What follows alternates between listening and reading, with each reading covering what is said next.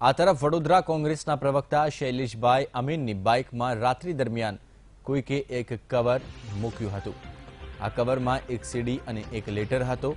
જ્યારે થોડા દિવસ બાદ એ સીડી સાંભળી ત્યારે એક ગંભીર બાબત સામે આવી। સીડીની અંદર રહેલા ઓડિયોમાં ટેલિફોનિક વાતચીતના રેકોર્ડિંગ હતા, જેમાં વડોદરાના ડેપ્યુટી મેયર તરીકેની વરણી પામેલા જીવરાજ ચૌહાણ દ્વારા ભ્રષ્ટાચાર આચરવામાં આવ્યો છે તેવા ફોન ટેપ હતા। આ કથિત કોલ રેકોર્ડિંગમાં જીવરાજ ચૌહાણે હંગામી પ્રોફેસરને નાણાં લઈને કાયમી કરવાની લાલચ આપી હોવાનું જણાઈ રહ્યું છે।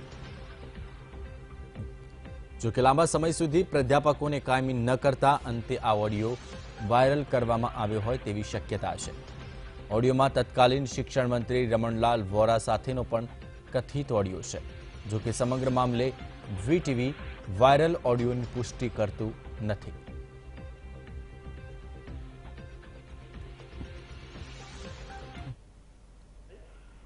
બોલું છું। હવે સાહેબ બોલું છું, વડોદરા એમએસ યુનિવર્સિટી પ્રોફેસર બોલો। હવે સાહેબ મારી પેલી ભાણીનો હવે એ હંગામી હતા ને એ લોકો શું કેસ હતો? હલો, એ લોકો હંગામી હતા અને એ લોકોને કાયમી કરવાનો કેસ આપણે જીવરાજભાઈ જોડે વાતચીત થયેલી ને, ડાકોરમાં મીટિંગ કરી હતી આપણે, એ પ્રમાણેનો જે કેસ હતો એની અંદર જીવરાજભાઈને હમણાં ફોન કર્યો તેવા ફોન ઉચકતા નથી ને આ બધો બહુ ટાઈમ થઈ ગયો સાહેબ। તો હવે ક્યારે થશે આ બધું? એ કેવા પ્રાધ્યાપકો હતા તમે કેવું કહ્યું? એટલે ટેમ્પરરી હતા, એને કાયમી કરવા માટે પાર્ટ ટાઈમ લેક્ચરર માટે પાર્ટ ટાઈમ લેક્ચરો હાઈકોર્ટમાં ગયા હતા અને હાઈકોર્ટ એવી ગાઈડલાઈન આપી કે સરકાર સાંભળીને નિર્ણય કરે। સાંભળ્યા પછી પ્રિન્સિપલ સેક્રેટરી એમને સાંભળ્યા છે, શું નિર્ણય કર્યો મને ખબર નથી, બરોબર, પણ ઘણો લાંબો સમય થયો એટલે આ ઊભું કરેલું જ મારું હતું અને એ મીટિંગમાં મેં તમારું કામ નહીં થાય એવું ઓલરેડી કહી દીધું હતું, તમારી જાણકારી માટે ભાઈ। ના, આપણે ડાકોર જયારે મીટિંગ કરી ને સાહેબ, જે તારે મેં ગુજરાતી ભાષામાં ના પાડી હતી કે તમારું આ કામ કરવામાં મને રસ નથી એવું મેં કહી દીધું હતું અને અમે સરકાર પાસેથી આ કામ કરાવી લેશો અને મેં એ જ મીટિંગમાં તમે કદાચ સાંભળવામાં તમારી ભૂલ થઈ છે, મારી બોલવામાં જરાય ભૂલ ન થઈ, મને કરવાના હોય તો મને રસ નથી, એ દિવસે મેં હાથ અદ્ધર કરી દીધા હતા, મેં એમને ના પાડી દીધી હતી। એ ના પાડ્યા પછી જે હાઈકોર્ટમાં ગયા અને હાઈકોર્ટે આવો નિર્ણય આપ્યો છે। આટલું તમારા જાણ માટે। આ તો સાહેબ તમને તમારા ધ્યાન ખાતર કહીએ છીએ કે આ બધું જ જીવરાજભાઈ થકી જ પૈસા ઉઘરાયા છે, પણ એ તો તમે એમને મળો ભાઈ, એ દિવસ તો મેં ગુજરાતી ભાષામાં બધા ના પાડી છે ભાઈ, પણ અમે તો એમને ઘરે જઈને આપી આવ્યા સાહેબ। એટલે આ તો કેવું તમારું ધ્યાન દોરે સાહેબ, નહીં તમે એમને કહી શકો છો, હું ના નથી પાડતો ભાઈ।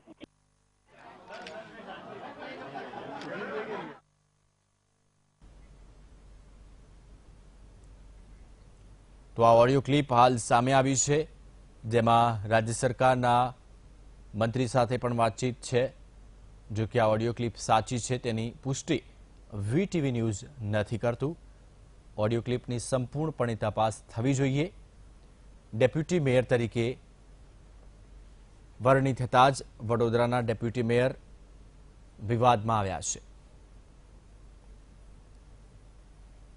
હમણાં વાત થઈ મારે રમણભાઈ સાથે સાહેબ, એમણે મને એવું કીધું મને કે તમે જીવરાજભાઈને મળી લો, અને આપણે ટાઈમ થોડો લાંબો થયો તો મને કે તમે મળી આવજો એટલે તમને વ્યવસ્થિત જવાબ આપી દેશે। હમણાં કે સરકારને સાંભળવાનું કીધું હતું હાઈકોર્ટે અને હાઈકોર્ટે કર્મચારીઓની ફેવરમાં ડિસિઝન આપ્યું છે, એટલે તમે જીવરાજભાઈને મળશો એટલે તમને બધી ડિટેલ સમજાઈ દેશે।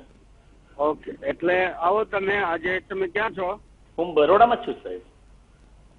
પણ તમને આટલું ધ્યાનમાં ના આવે? તમારે ડાયરેક્ટલી આ વિષય તમારા ભવિષ્ય માટેનો છે, મેં તો ઉલાળ્યો કરી નાખી શું થાય, પણ તમે આવી રીતે ફોન ન કરાય। અને બીજું રૂબરૂ આવવાનું તમને મેં કીધું તો ખરું, તમે આવીને વાત કરો।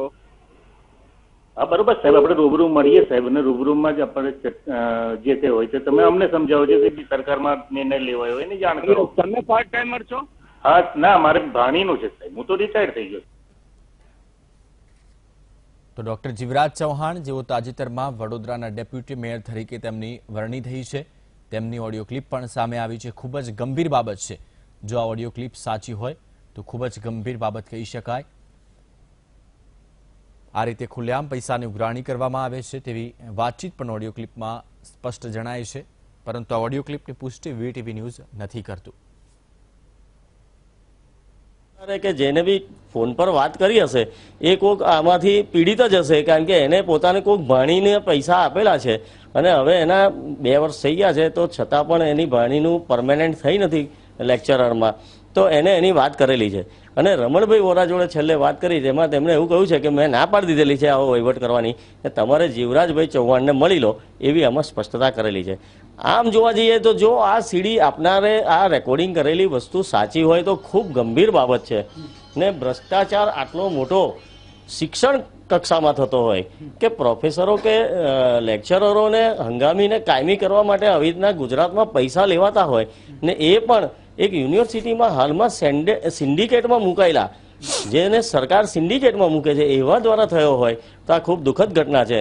અને આજે એમને ડેપ્યુટી મેયર થયા ત્યારે અમે સીડી જોઈ, તો આ સીડીની માહિતી મેં મારા કેટલાક પત્રકાર મિત્રો જોડે વાત કરી.